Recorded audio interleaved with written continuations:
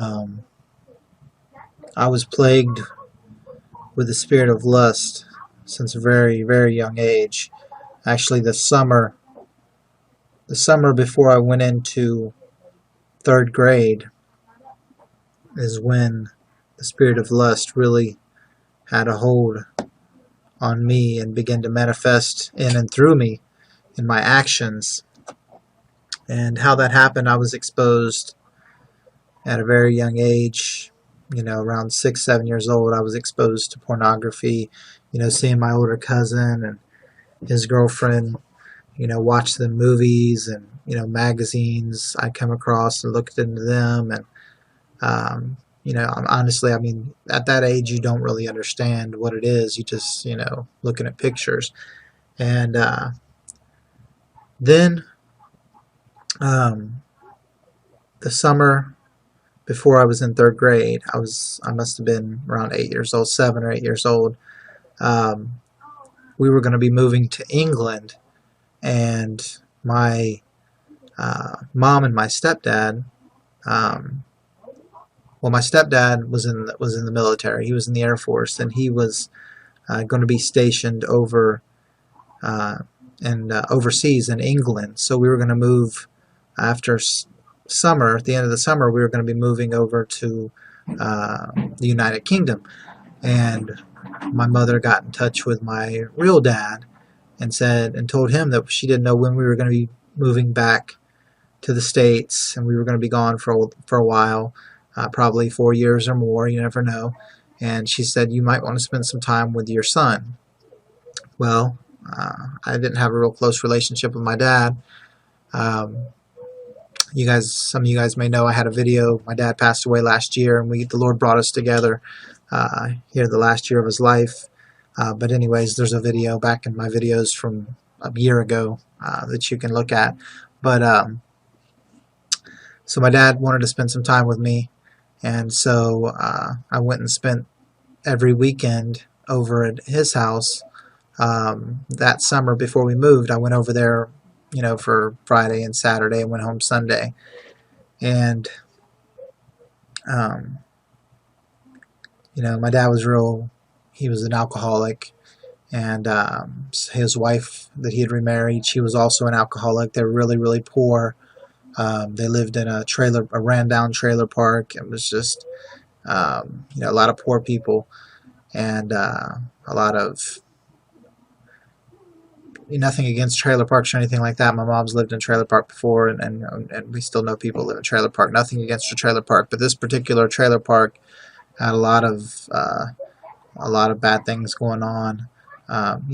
Parties, drinking, drugs, all that stuff. And this is, a long time ago. It's 25, almost 30, almost 30 years ago. So, anyways, I went to spend the weekends for those couple months over at my dad's house, at this trailer park he lived in, and his wife, her name was Bev. She had 2 daughters. They were teenage daughters. I think one of them was maybe 12 or 13, and then the other one was older, like 16 or 17, maybe 16. I'm not really positive of their ages, but they were older. One of them, I think, was in junior high, and the other one was in high school. And anyways, when I went over there,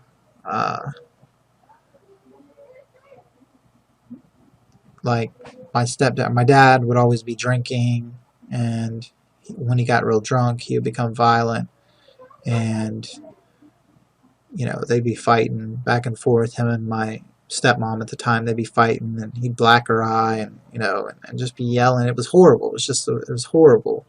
And I'd never been exposed to quite anything like that before. And they would make all of us kids, Jennifer was the junior high age girl, and then Lisa was the oldest girl, which she must have been 15 or 16. And they'd make us go to the back of the trailer, where when we were in the back of the trailer back there, these older girls, and keep in mind I'm like 7, 8 years old, second grade, going into third grade, so it was the summer, and they would get me to do things to them and do things to me, and they'd say, let's go play house. So we'd sit back there in the back of this trailer pretty much all weekend long while they were up front drinking and doing whatever they were doing, smoking and getting high or doing whatever they're doing, and we'd be back there in the back of the trailer, and we'd be playing house, and and I'm not going to go into all the different things that was done to me and I was done to them and all of those things. I'm not going to go into all of that, but you guys can imagine. And and I didn't know any better, and I really didn't know that I was doing anything wrong, and I really didn't understand what was going on. But this happened all summer long, and went over. Then after that summer, we moved to England, and in third grade over there, I was having a lot of issues when I first started school. I was actually going up to girls and touching them in inappropriate places, actually grabbing their crotch areas and looking up their skirts and just lifting up girls' dresses. I mean, I was doing all kinds of things like that, and I didn't even understand. I mean, looking back, I didn't even know why I was even doing that. I mean, I didn't know it was even wrong. It was like, and I always had a feeling inside me that since that happened that summer, I've always had a feeling inside me until I was actually born again and the Lord filled me with His Spirit. I always had a feeling inside me that I was going to die at a young age. I believe, spirit of fear and the spirit of lust and perversion and just sexual sin and just evil, just lust and fear, I believe, entered me that summer, and it just began to manifest in and through me over there in England. And I got into a lot of trouble there in third grade because I was touching girls and just being rebellious and acting out, and I never told anybody. See, I didn't ever tell my mom or my stepdad or anybody what had happened to me. I just told my mom, maybe a couple years ago about this, but it just, from that summer,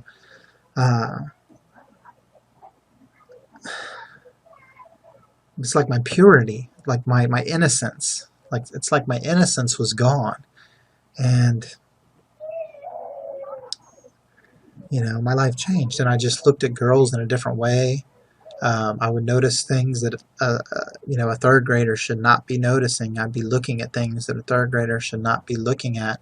It was truly like my innocence and my purity were gone, and it really wreaked a havoc on my life in so many ways. I got into stealing. I would start stealing money off my mom and my stepdad, which caused problems between them.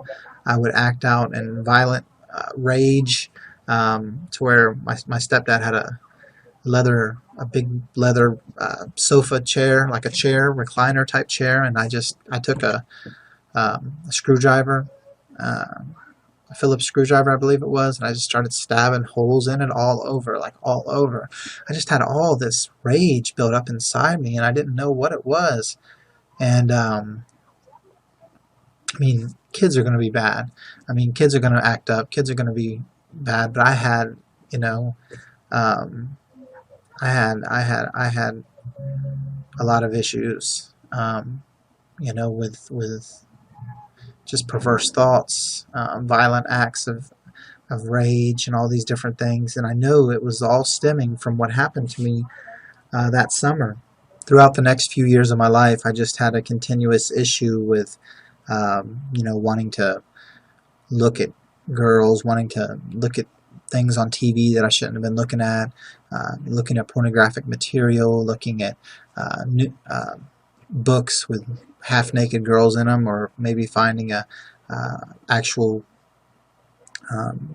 X-rated movie of somebody's and looking at it at a friend's house. And I infected other people. Man, I would be around friends, other young boys, and and I would encourage them and lead them wanting to look at stuff like that, you know. And I'm you know, and I'm not proud of this. I'm just sharing this with you guys because maybe it could help somebody else that hasn't been set free from all these things. And then as I got into junior high school, um, I began to, you know, actually have girlfriends and things like that. Then I lost my virginity at a very young age, in junior high school, and it was like it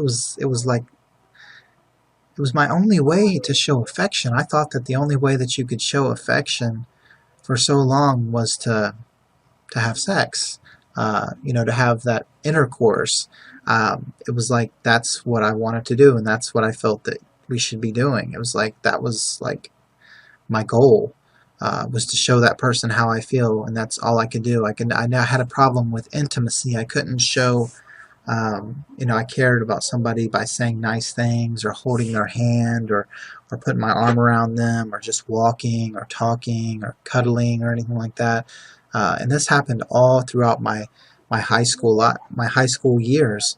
It was like I would just have one little relationship after another, and I ended up becoming I was just so unfaithful. I mean, of course, sex before marriage, of course, should not even happen. But you know, I was having multiple different girlfriends and everything like that, and it's just like my whole perception about women was just like a plaything, like it was just not real, like it was just a game or something. I don't know why I thought that way. I just honestly, I really must have had the demon of lust and the demons of lust and inside of me, because now when I look back, I don't know how I was that way, but it was just like it was normal for me. Even in high school, there for a while, I was going to church, and uh, you know, I thought that I was saved. I believed the doctrine of once saved, always saved, and I was thinking that pretty much I could do whatever I wanted to do as long as I believed I was okay. But you know, here I was doing all these, you know, sexual sins and doing all these perverse things, and having all these things in my heart and mind, and I was, you know, called, basically I would have called myself a Christian. And then I joined the military at the end of high school, and went off into the military, and um, had two of my children at a very young age, and you know, actually, and went through a divorce with their mother, and you know, the same was having the same issues. You know, I was an adulterer.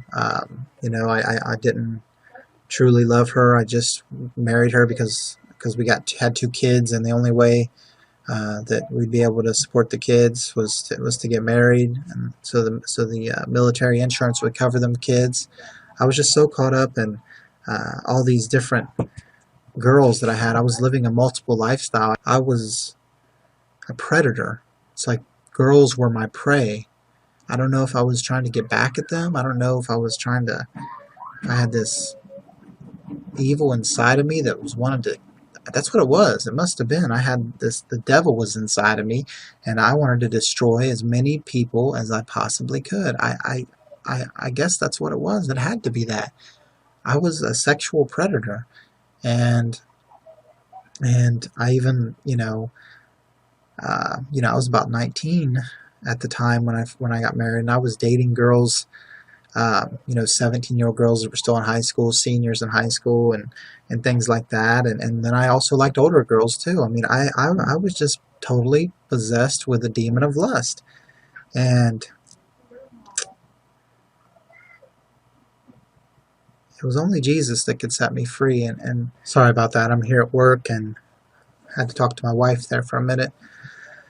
But I've tried to make this video a few times before, in times past, but I just couldn't stomach it, because this is not a very easy thing for somebody to talk about, because I truly was a dog. I truly was, possessed with demons, and like I said, I was a sexual predator. I was out, you know, destroying young girls' lives, destroying women's lives. And I pray, I've asked the Lord to forgive me for all those things, and for the ones that I've been able to contact, I've asked them to forgive me too. But I don't know if any of you guys out there that have been through things when you were young. Maybe you had other guys or other girls touch you, or you've touched them. Maybe you've been molested by your mom or your dad. Maybe you've been molested by an uncle or a brother or sister or somebody, or maybe you've had something similar happen to you like I've had happen to me, and maybe it's plagued you for all of your life. Maybe it's still causing issues in your life. Maybe you haven't been set free from your addictions. Maybe you haven't been set free from the bondage of sin. I don't know why the Lord has me coming on here and sharing this information with you, but I'm just testifying where the Lord's brought me from. And for most of my adult life, I was plagued with this demon of lust. I didn't care who I hurt. I didn't care what kind of damage I did to other people's lives. It was all about me. It was all about myself. It was all about what I could get. And that's what the demons, they want. They want to destroy your life, and they want to destroy the lives of other people. And the only way that I was set free, and the only way that you'll ever be set free, is if you'll submit your life to Jesus. And I'm not talking about going to a church. I went to church most of the time that I was going through all this, and that's not what helps you. It's about a personal and intimate relationship with Jesus. I've only had that for about 2 years now. But if you truly want to be set free from whatever demons that are plaguing you, whatever demons that are either oppressing you or that have possessed you, and that you feel like you don't have any control, and that you're just caught up in the lies, caught up in the sexual sin, caught up, shacked up with another girl or another guy, caught up in adulterous affairs, whatever it is that you're caught up in, the only way that you'll be able to get out of it, the only way that you'll be able to break this cycle of sin in your life, is if you'll submit your life to Jesus. And the way that you do that is to go to Him. To go to Him. Go and cry out to Him. Get on your knees and go and get in your secret place. Go to your room and close the door. Get away from all the noise and go kneel beside your bed. Go kneel beside your bed, or go get into your prayer closet if you got room in there. But wherever you can go, get alone with Jesus and stay there with Him and cry your eyes out to Him. But you have to really want it. If you don't really want it, you're not gonna be set free. I cried out to the Lord for so many times, between the ages of my early 20s to my early 30s. I cried out so many times to the Lord, but it was all about me. It was all about, please, Lord. I'd get in a situation, I'd say, please, Lord, I won't do this no more. Please, Lord. I'd even get to tears sometime, but I didn't have the remorse. I didn't truly want to change. The Lord weighs every man's heart, every woman's heart. He knows whether or not you're sincere. He knows your motive for asking His help.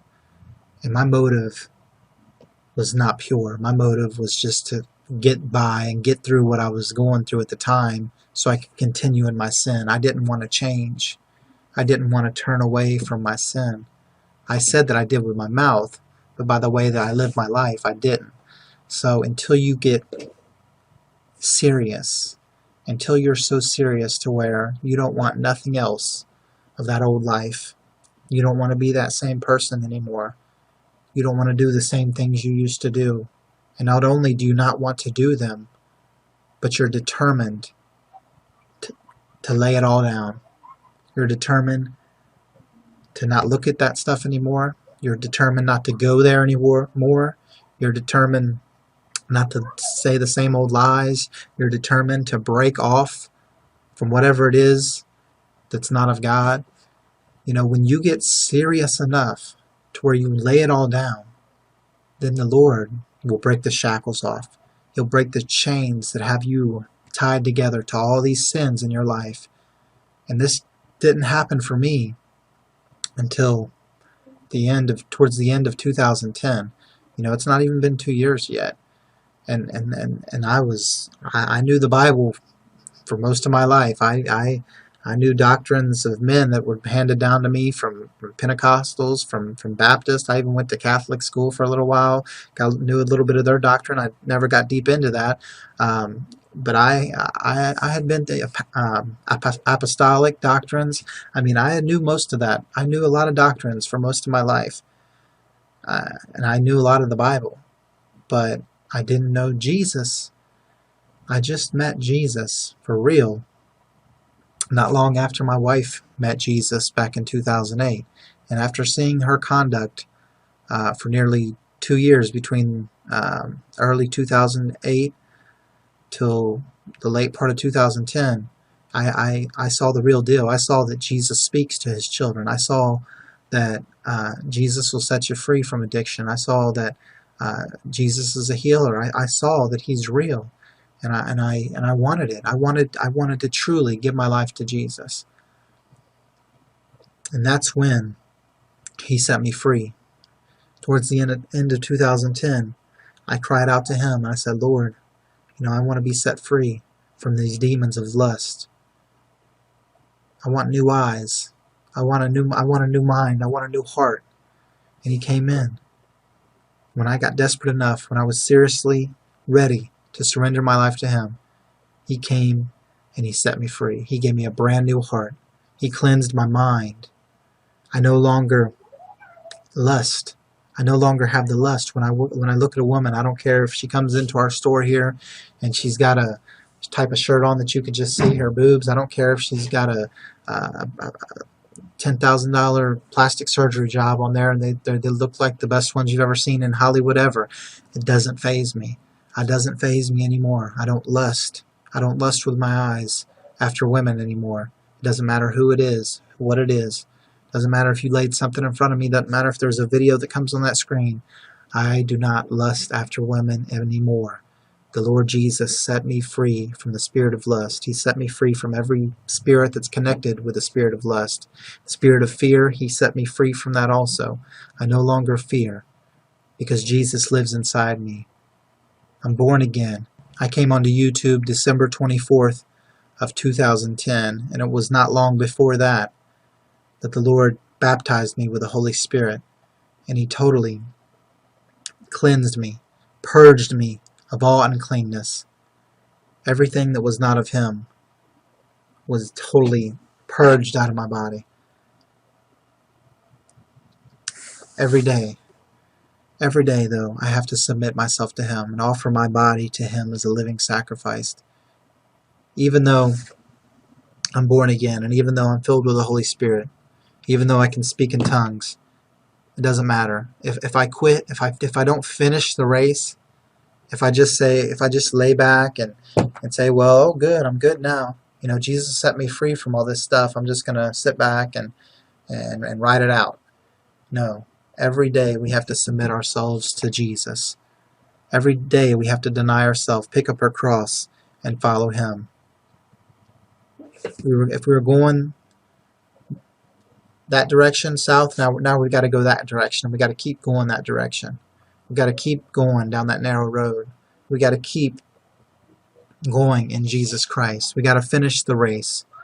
But if you haven't started the race yet, if you haven't submitted your life to Jesus Christ, if you're still being plagued with demons of lust, demons of fear, whatever the demons are, whatever these forces of evil and powers of darkness are in your life, the only way that you'll have victory in Jesus is if you will submit to him.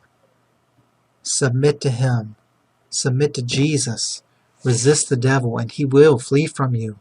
We're not battling flesh and blood. I'm not battling what those girls did to me in the back of that camper. I'm not battling what my dad did to me that long ago. I'm not battling what any man or woman did to me. Yes, you need to forgive all those people, and I had to forgive all of those people, because you can't be forgiven unless you forgive. Forgive them. Forgive them. Say, Lord Jesus, I forgive them, for they know not what they do. Lord, I forgive them. Please bless them. Bless them and do not curse them. So once you forgive those people, and you say, Jesus, Jesus, I need you. I need you to forgive me. Lord, I need you to clean my heart. I need you to clean my mind. I need you to make me brand new. Once you get desperate enough to call on Jesus and ask him to come into you and make you brand new, then he'll do it. But you have to be serious. Nothing in this world could be more important than your relationship with Jesus and where you stand with him.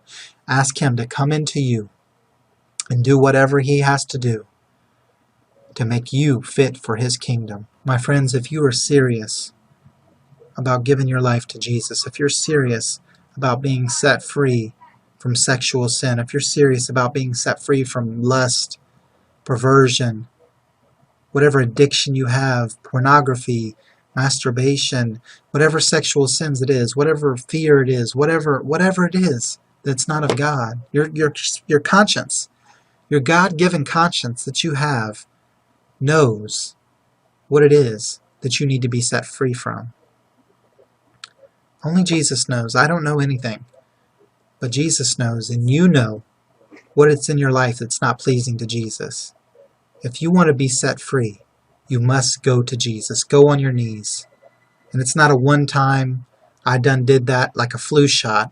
Every single day, for the rest of your life, you must submit yourself to Jesus Christ. The first thing you do, and all throughout the day, praying, all throughout the day, asking him to mold you and make you and shape you into who he called you to be. But you must submit your life to Jesus Christ. Go to Jesus. Go and cry out to him. You don't need another man. You don't need a book. You don't need any other thing. You don't need a self-help book. You don't need a counselor, a psychiatrist, or anything like that. You need Jesus. God is spirit. Without Jesus, you will not be able to do anything. But whom the Son sets free is free indeed. Jesus will set you free. But you must go to him. He's waiting for you. The door of mercy is still open. But I don't know how much longer it's going to be open. So please, go and cry out to him now before it's too late. He loves you. He will set you free. It doesn't matter what you did in your past. He'll make all things brand new. But you've got to go to him. Run to Jesus before it's too late. May Jesus bless you.